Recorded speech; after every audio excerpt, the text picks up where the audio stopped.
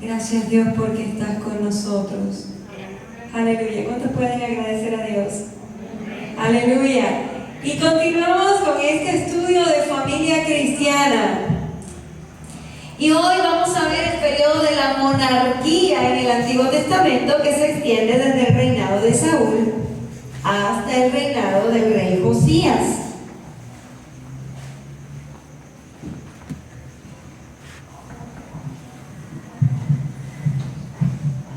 Vamos a ver la familia de David, la familia de Salomón y Omri y Acab. Las familias de los reyes de Israel estuvieron marcadas por pecados de inmoralidad, crímenes e injusticias. Si usted ha leído el libro de Primer y Segundo de Samuel, Primer y Segundo de Crónicas y Primer y Segundo de Reyes, entonces usted va a tener una idea de la historia. ¿Cuáles son las características que podemos resumir de la mayoría de las familias de los monarcas?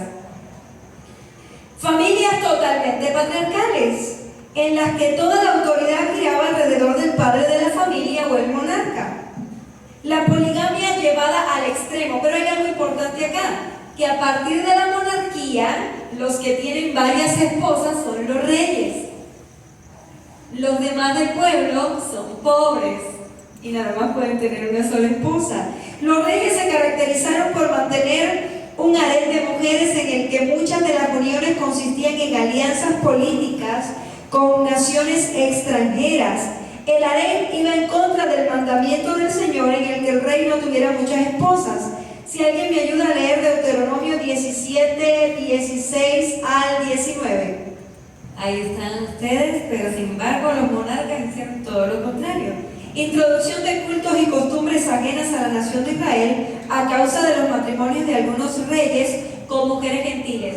Cuando mencionamos esta característica de los reyes, de la introducción de cultos paganos, cultos a Baal, cultos a Asera y otros cultos, ¿qué se les viene a la mente?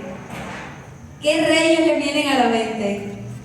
Cuando nosotros hablamos acerca de esto, de que por algunos reyes, a causa de sus matrimonios con alianzas con mujeres extranjeras, se introdujeron cultos satánicos en la nación de Israel. ¿Qué nombres les vienen a la mente? ¿Quién me dijo? El rey Acab. Muy bien, el rey Acab. ¿Qué otro rey?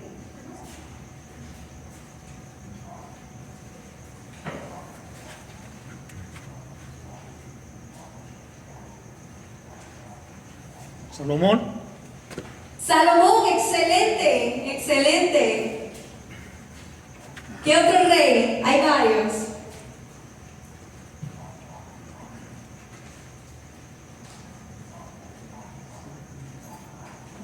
Joram y Ocosías también. Joram se casó con una hija de Acab, Atalía, pero esa la vamos a ver más adelante.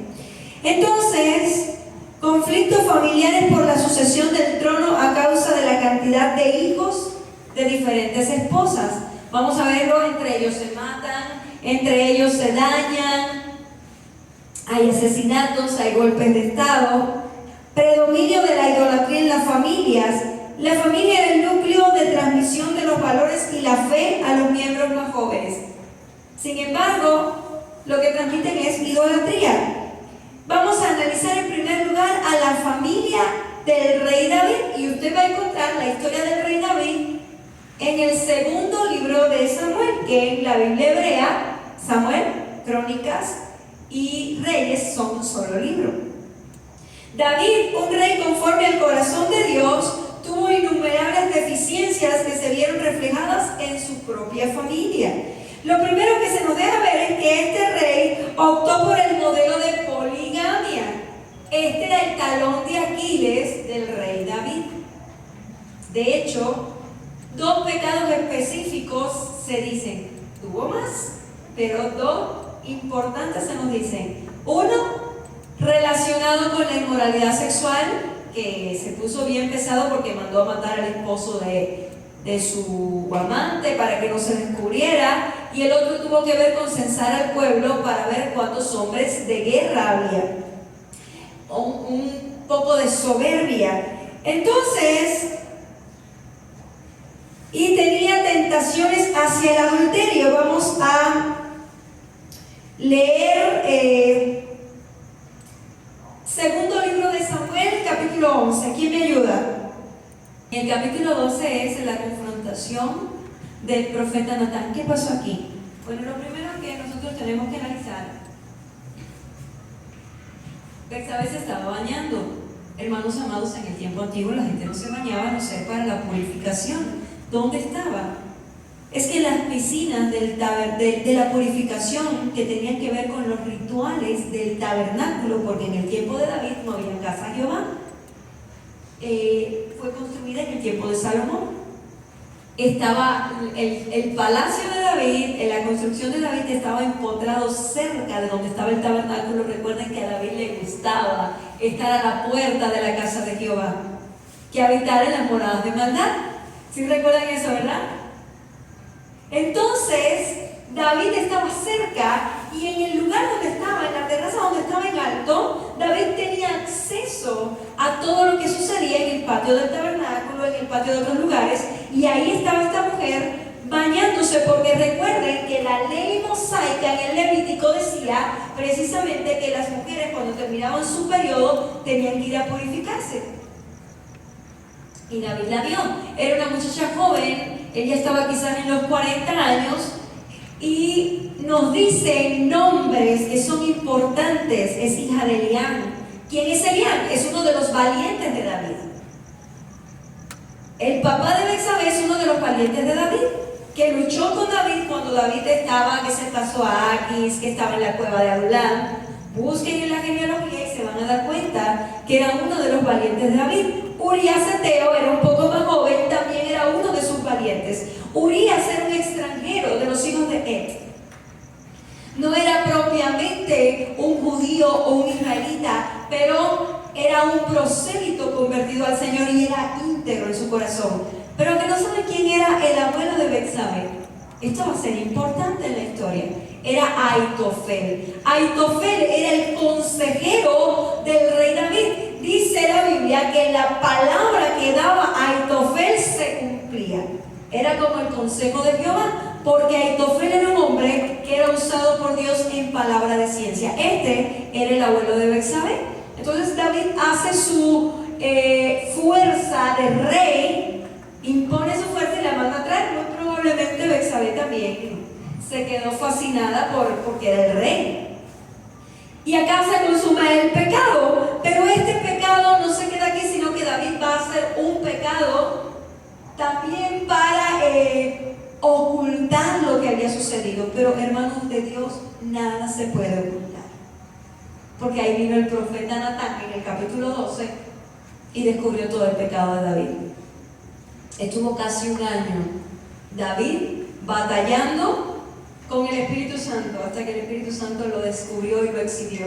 Hermanos amados, al principio el Señor espera de nosotros que nos arrepintamos, que confesemos el pecado. Dice la Biblia: el que confesare su pecado y se apartare de él, alcanzará misericordia.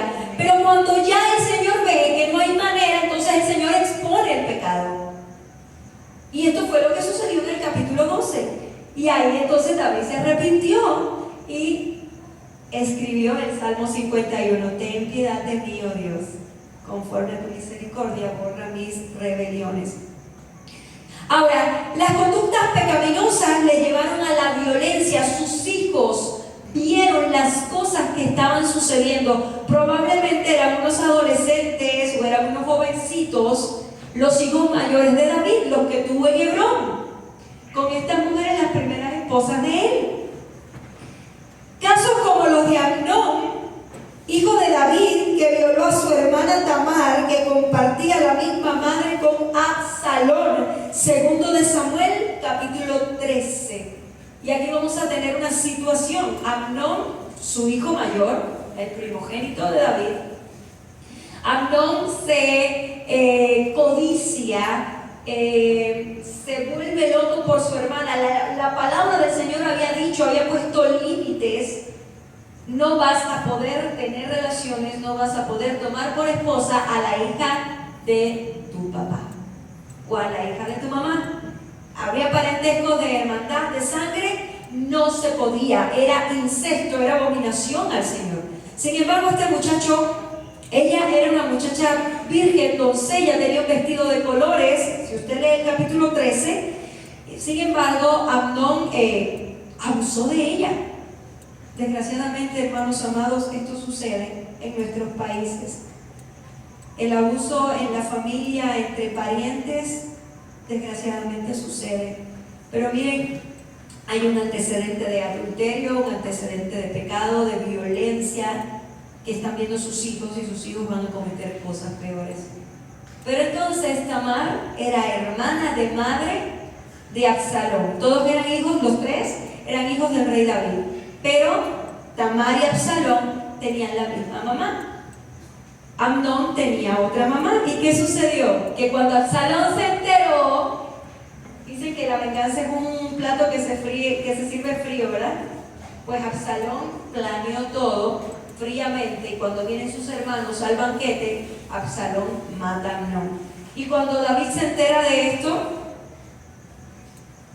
se aflige muchísimo. Pero, ¿qué fue lo que le dice el Señor por medio del profeta Natán en el capítulo 12? Por cuanto has pecado, la espada y la violencia no se apartarán de tu casa. Hermanos amados, estos ejemplos los vieron sus hijos y los amplificaron. Luego, Absalón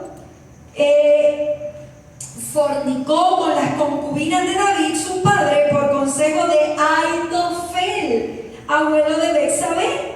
Vamos a leer 2 de Samuel 16, 22. ¿Qué pasó acá? Porque Ahitofel está planeando, primero le dice, llégate a las concubinas sobre el terrado para que te hagas abominable a tu padre. Estaban planeando un golpe de estado. Ahitofel, por lo que había hecho David con su nieta, con el esposo de su nieta, pues se la juró, se puso en contra, le guardó rencor. Dice, pues vamos a dar el golpe de estado. Y Absalón, que era el hijo amado de David, fue el que le dio el golpe.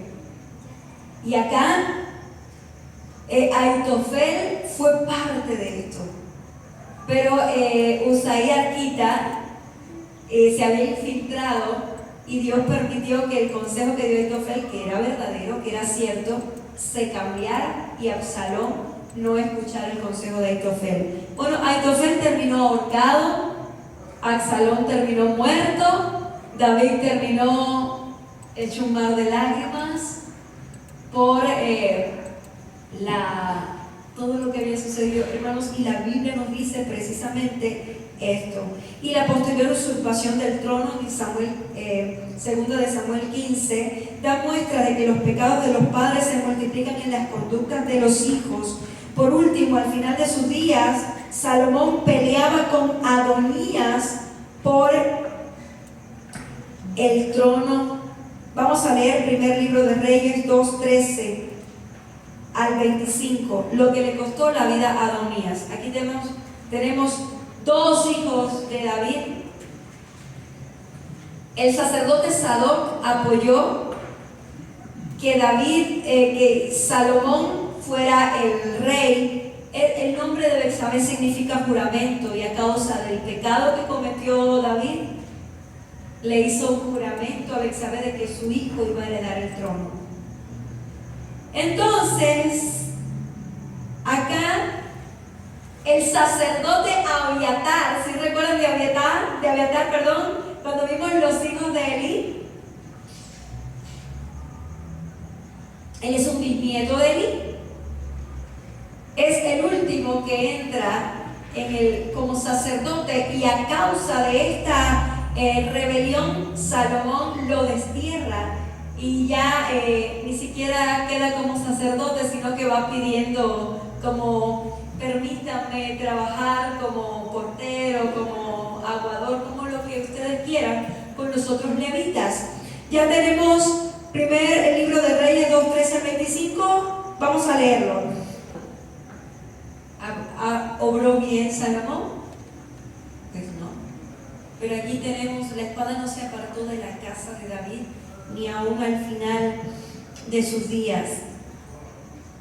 ¿Qué aprendemos de la familia de David? Aprendemos que cuando los papás no llevan una vida recta delante de Dios, no llevan una vida en santidad, los hijos van a verlo, lo van a copiar y van a hacer cosas peores. Amnón violó a su hermana. Adonías fue muerto a espada de Salomón.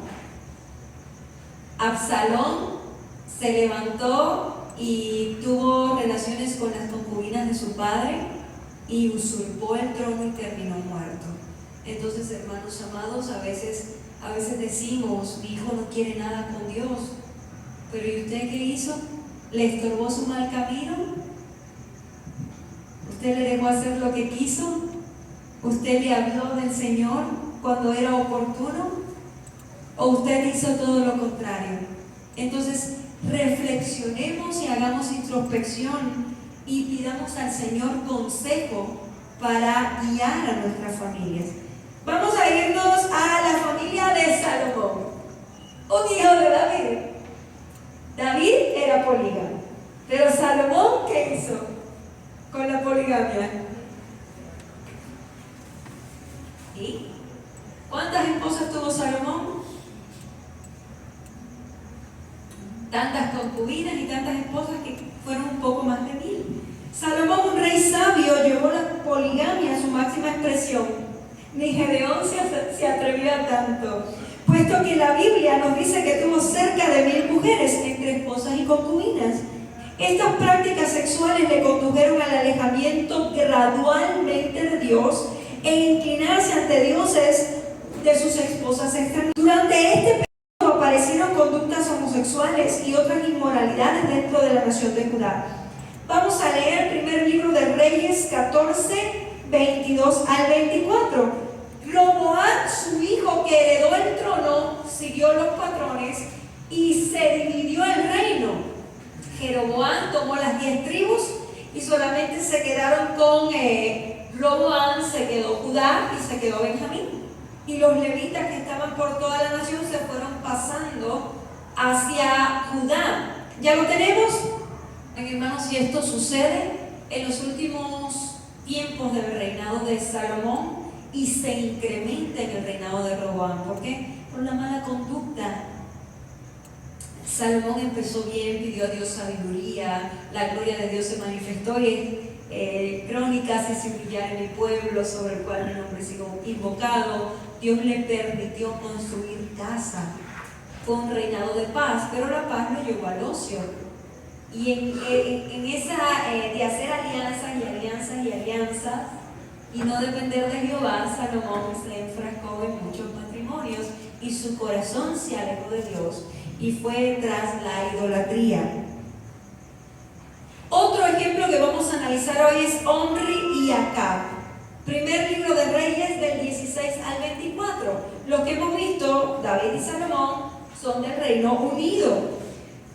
Roboam es la primera división, de hecho la división se hace con él. Omri y Acab van a ser padre e hijo de la nación del norte. Omri puso la capital Samaria, era la capital del reino del norte. Ya saben de dónde salen los samaritanos. Era la capital de las 10 tribus de la nación del norte que se dividió. Omri y su hijo Acab pertenecen a una familia de reyes de la monarquía del norte, con su capital en Samaria. Acab superó la conducta pecaminosa de su padre Omri, porque Jezabel, su esposa, ¿era judía? ¿Era hebrea? No, era fenicia, gentil. Introdujo el culto baalístico, el culto a Baal, en la nación. Usurpó funciones de gobierno y mató a la mayoría de los profetas de Dios de la nación. También Acab y su esposa robaron la viña de Nabot. ¿Y cómo terminaron? Con muertes horribles. ¿Cuál es el espíritu de Jezabel? Y el espíritu de Jezabel, hermanos, se puede dar tanto en varones como en mujeres. Erróneamente se ha dicho que el espíritu de Jezabel es maquillarse y andar en la seducción. No es cierto. El espíritu de Jezabel, hay que leer la palabra del Señor para saber. El espíritu de Jezabel es rebelarse a la autoridad puesta por Dios. Ese es el espíritu de Jezabel. Usurpar la autoridad puesta por Dios. ¿Qué hizo Jezabel? Mandó matar a los profetas del Señor. ¿Qué hizo Jezabel? ¿Quién era el rey?